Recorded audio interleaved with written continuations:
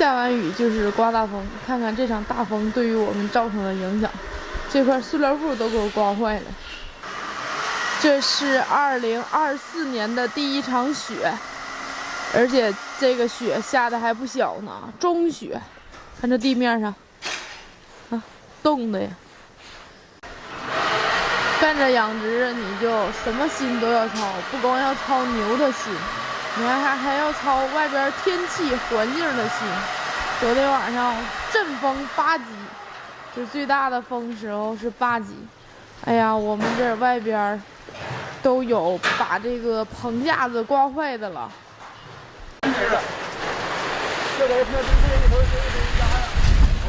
这大风，这会儿了能达到6级大风。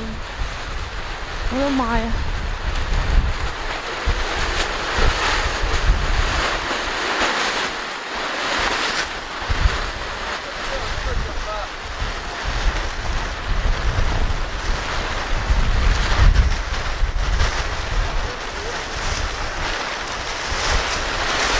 我们临时决定把这塑料布给它撤下来吧，要不容易给它刮坏了啊。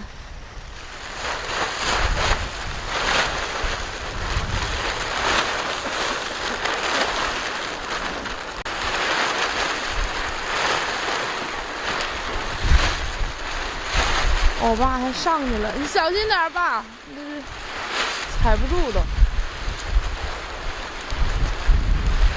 昨天又下了雨。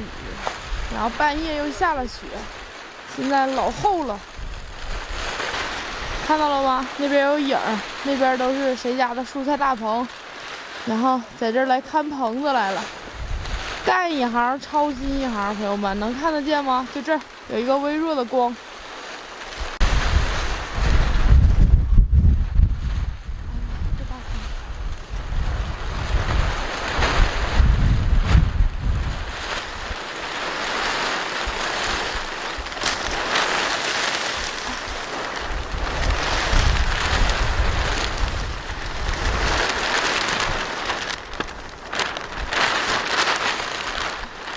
给它放下就能好了，超块儿刮不走，这塑料布能刮坏呀。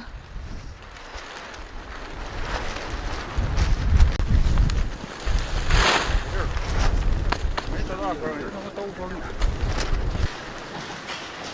这脸都冻麻了，冻木了，又回到了那个寒冷的冬天。昨天这个温度还在0上10度到0下1度。 然后今天就是0下18度到0下4度，这也太冷了。这要是不刮风能好一点。一会儿我带大家去看看我们家外边的粪场，昨天晚上刮大风给刮坏了。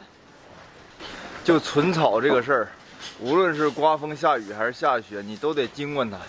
像我们家条件简陋一点，没有草棚子是不行，太难了。刮风怕塑料布刮坏，下雨怕漏。 然后下雪你还怕埋里边，反正每次都得弄。说完了糟心事儿，再说个好事啊，朋友们。我们家这个牛圈里的艺术家，冰雪艺术家，莫名其妙的病就好了。现在草也能完全吃完了，也能吃完料了，也不挑食了。然后吐白沫这个情况也已经有改善了，虽然没痊愈，但是照之前相比。 这个出沫量已经低很多了。